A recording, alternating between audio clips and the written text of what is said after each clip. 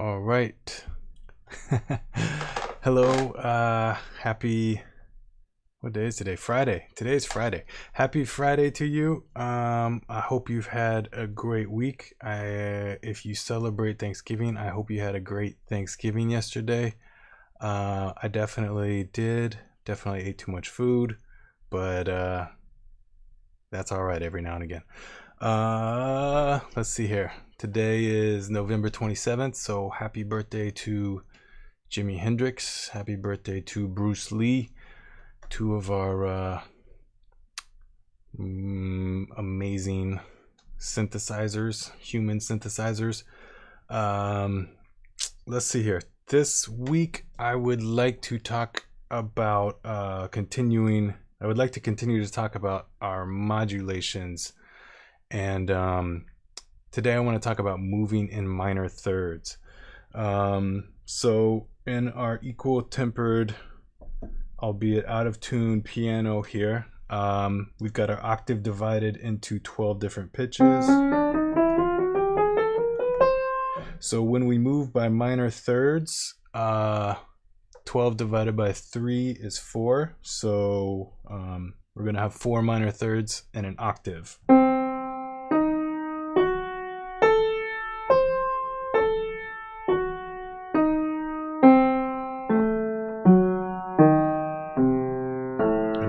Down the line. So this is an opportunity, because it resolves itself. It's an opportunity to add some unexpected chord movement. So let's begin.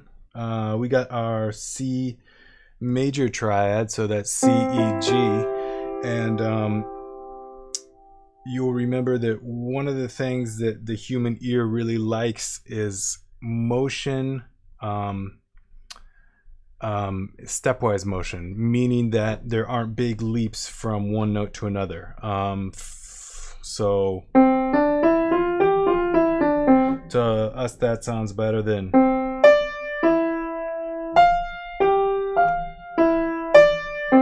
where all I did was displace one note an octave up. So that sounded more jaggedy with the displacement. So like I was saying, we like it when the notes are close together and they and the melodies move by nice little steps. So getting back to C major triad, C, E, G, and then another triad that we can move to that with minimal stepwise motion is if we take the C and move it down to a B flat, and if we take our E, move it down to an E flat, and we can keep our G where it is, and we still got a nice major triad here, E flat major triad.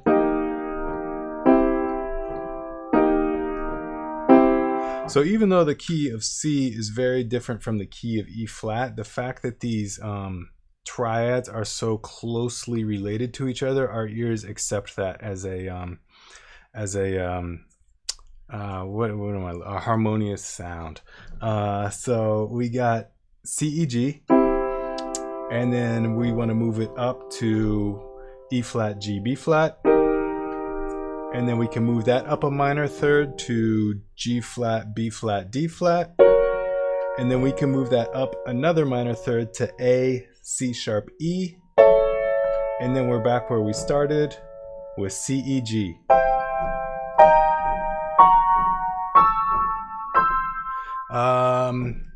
If you've watched some of the other videos, you know another thing that I like, well, I guess that's kind of exactly what I was just talking about. Instead of taking this shape of root 3, 5, and then just moving it up a minor third, root 3, 5, root 3, 5, root 3, 5, root 3, 5. We like those close melodic steps. So we go from root 3, 5 to 5 root 3. So C to E flat, 5 root 3, and now we can go 3, 5 root, and then we can go back to root 3/5, and now we're at 5√3. So as we progress, as we make our way through the progression, we're gonna wind up, because there's only 3 tones, we're gonna wind up coming to a √3/5 before we get back to C. I hope that makes sense. One more time again, we got C major, C, E, G, E flat major, B flat, E flat, G. We got G flat major, B flat, D flat, G flat, and then we got A major, A, C sharp, E, and now we're ready to go to C again, but this time we're starting G, C, E. Now we can go to E flat, G, B flat, E flat, and now we can go to G flat, G flat, B flat, D flat. Now let's go to A, E, A, C sharp, and we're back home with E, G, C. So obviously how you voice these chords, or what inversion they're in, is going to color and influence the chord progression as well. But I just wanted to kind of show you that cool little device. You know, people think key of C, key of F sharp, those are really different keys. And yeah, they are different keys. Obviously, they are very contrasting keys. But at the same time, getting from the key of C, the triad in the key of C, to an F sharp major triad, it's pretty sonically pleasing to us.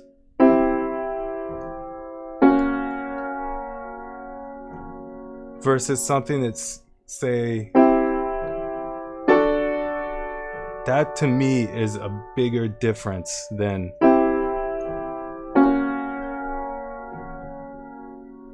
So although the key of C and F sharp don't share many common notes, I think they've just got 2, E and B. Like I was saying, that is a smooth transition.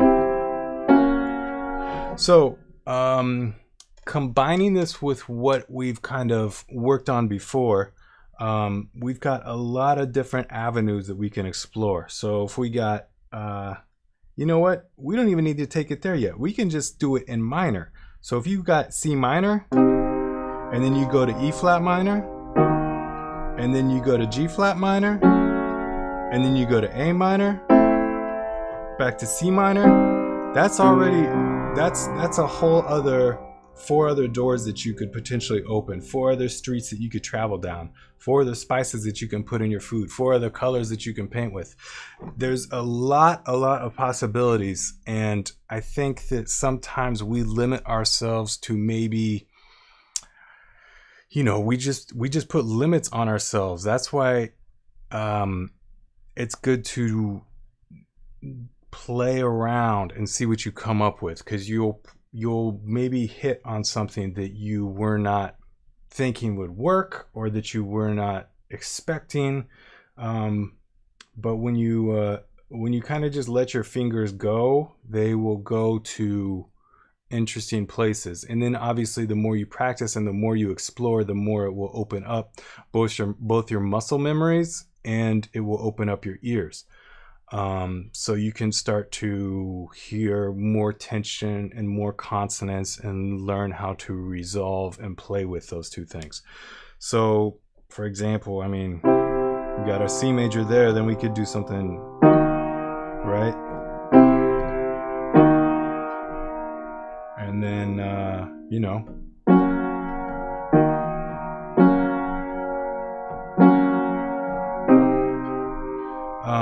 just simple stuff, really. Oh, sorry, I added some extra color there. There we go. How about that? And then let's combine it with what we were working with from the past couple lessons. Let's take this and move it up a 4th. All right. And now we can, let's move this down a minor 3rd. And let's say, why not? Let's go up a 4th, but make it minor. And now, just for giggles, let's go down a major 3rd. and then let's go back home to C. And now let's make it minor, because why not? And now let's go down to A flat major. Let's go down to major third. And now let's go up a minor third. Let's keep it minor though. Shoot, I lost my place. So let's start back in C. Let's go down a minor third. And now, or excuse me, C down a major third. And now let's go up a minor third. Kind of getting tongue-tied. There we go, that's what I was looking for.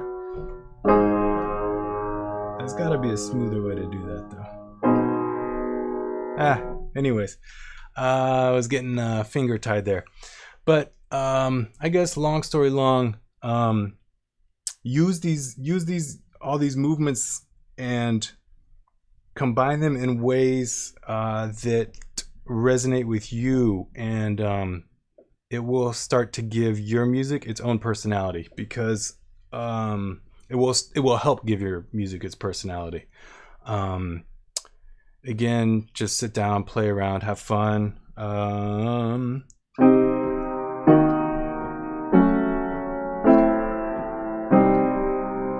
Right? I mean, this sounds cool to me. Yes. You know, obviously put it to whatever rhythm or whatever groove you're hearing.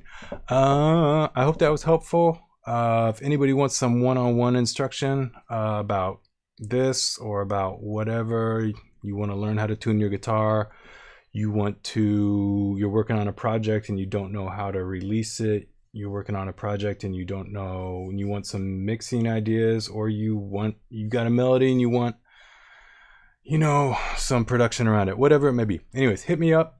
I would love to talk with you about helping you. Offer a money back guarantee. If you don't like what we do, I'll give you your money back, no problem. You got nothing to lose, hit me up. I will be back here next Friday at 2 p.m. I think I'm going to do these on Fridays now. So Friday at 2 p.m. I would love to see you all there. I hope you have a great rest of your Friday.